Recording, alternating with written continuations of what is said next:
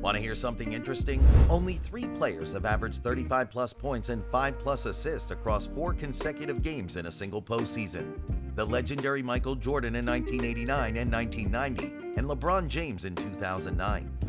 These are 2 of the biggest names in NBA history, and I'd be shocked if at least one of them wasn't on the list. But can you guess who the 3rd player is? That's right, Jalen Brunson. Yes, the same undersized second-round pick in 2018 who had all these haters. They said he was too small. Jalen Brunson. No, he's too small. Too weak and way too slow to play in the league. When he proved them wrong, they shifted the argument and said he was being overpaid and wasn't worth his contract. To go all in on clearing cap space in hopes of signing Jalen Brunson? Look, Jalen Brunson is a nice player. Hope the brother comes, hope he gets paid. But the Knicks are acting like he's KD. I'm going to repeat, Jalen Brunson. Obviously, this hasn't aged well, especially with the output he's had. But Brunson's greatness this season isn't just about the numbers. It's about his rare combination of skills that has made him literally unguardable. This may sound weird, but hear me out. Jalen Brunson has an extremely unique build. He has the body and stature of a pit bull, but the footwork and quickness of an elite boxer. His instincts are razor sharp, allowing him to analyze and make the right decisions extremely fast. Ultimately, he's the total offensive package. This has made him the floor general of an exciting New York Knicks team. He's got them playing ball like it's the 90s all over again, and at a time when greats like LeBron and KD have hit the snooze button early in the playoffs. Brunson is leading the Knicks on while playing the best basketball of his NBA career. Born on the 31st of August 1996, Jalen Brunson started to hoop as soon as he could walk. Perhaps that shouldn't come as a surprise because with a father like Rick Brunson, who spent 9 seasons in the league, basketball was literally in Jalen's DNA. Due to Rick's unstable NBA career, the Brunson family was constantly on the move. However, once they found some stability in Illinois, Jalen seized the opportunity to kickstart his own basketball career at Stevenson High School. In his freshman season, Brunson contributed to the team's 17-11 record, earning himself All-Lake County Honorable Mention selection in the process. But you know what they say, talent only gets you so far. Brunson knew he had to put in the work, just like his old man. And with his mom, Sandra Brunson, keeping him on track with his goals, he was unstoppable. This ultimately paid off in Brunson's sophomore year. He averaged 21.5 points and led Stevenson to the state championship title. On the back of this stellar season, he earned a spot on the Class 4A All-State Second Team and was named the USA Basketball Male Athlete of the Year for 2015. The hype was beginning to build up around Brunson, with 8 teams putting in offers for him. However, a home visit by head coach Jay Wright ultimately convinced him to commit to the Villanova Wildcats. Even before hitting the court for the Wildcats, SB Nation was already hyping Brunson as one of the top prospects of the 2015-16 college basketball season. And boy, did he live up to the hype. He marked his debut with 12 points and 4 assists against the Fairleigh Dickinson Knights. And throughout the season, he continued to pour in the points to help the Wildcats win the 2016 NCAA Division I championship. Although the title would elude him in 2017, Brunson continued to dazzle in his sophomore year.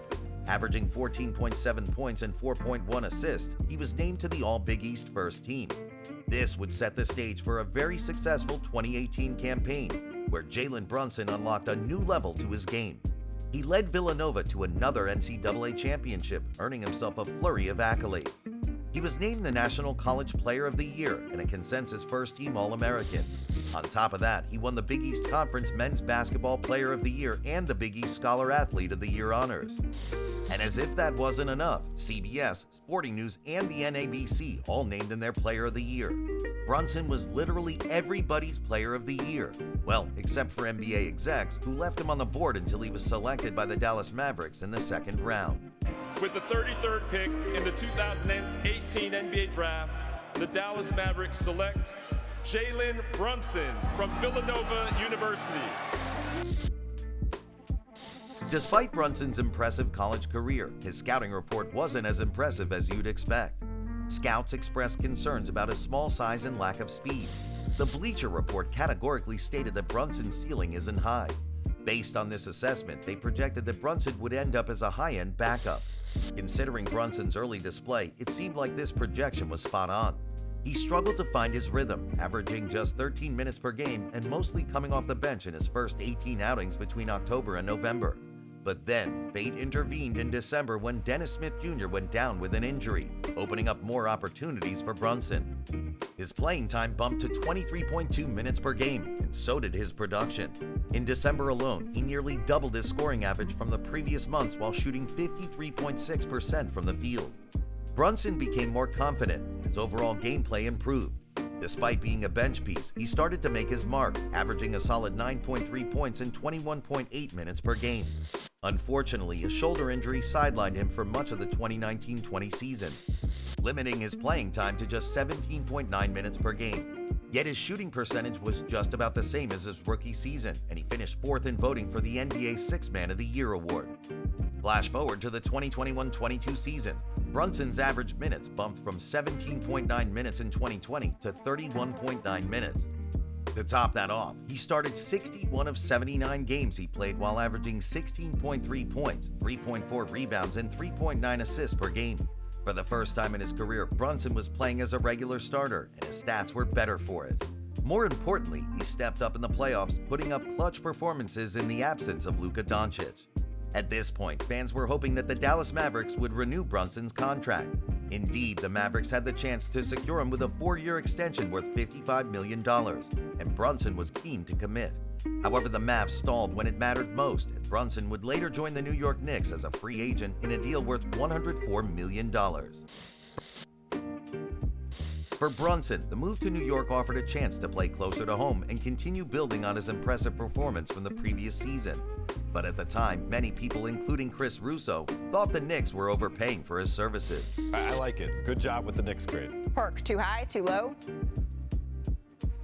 No, I think it's just right. I think it's just right. I mean, because some even suggested that Brunson's father being hired as an assistant coach for the Knicks may have influenced the deal, but far from it. Jalen Brunson deserved the move, and based on how he's played so far, it's safe to say the deal was a massive bargain for the Knicks. Making his debut for the Knicks in October 2022, Brunson wasted no time making an impact, tallying 15 points, 6 rebounds, and 9 assists. As the season progressed, Brunson's star continued to rise. By the end of the season, Brunson had started all 68 games he played for the Knicks, averaging an impressive 24 points per game with efficient shooting percentages. Brunson led the Knicks to the playoffs, but despite his mighty efforts, the team lost to the Miami Heat in the Eastern Conference semifinal. Averaging an impressive 28.7 points per game, he led the Knicks to a 50-32 campaign during the 2024 regular season.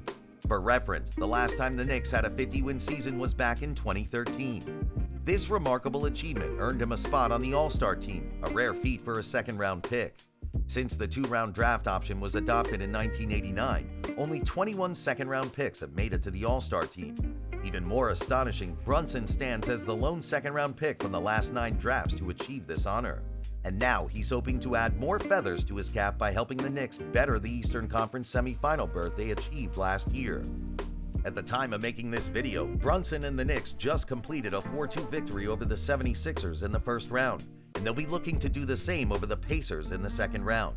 But regardless of how that ambition ends, this undersized point guard can be proud of the shift he put in this season.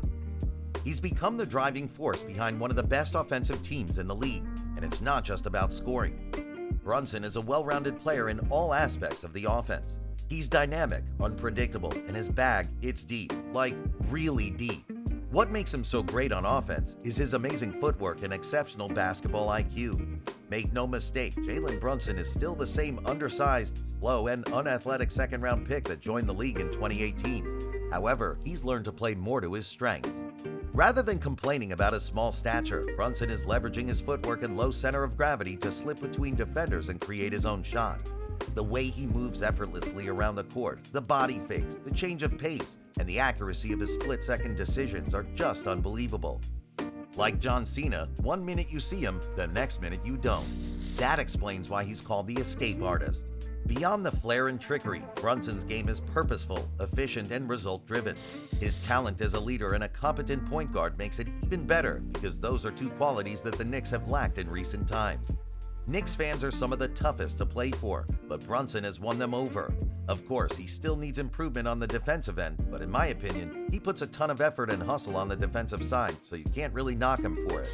As of right now, he's one of the best players in the league, and if the past 3 seasons are anything to go by, I can see him being in the running for the MVP award in the coming years, although I'm not sure if he'll actually achieve league MVP. Also, because he's on the Knicks, I really can't see him winning a championship anytime soon. But what do you guys think of Brunson? You think he can lead the Knicks to a championship?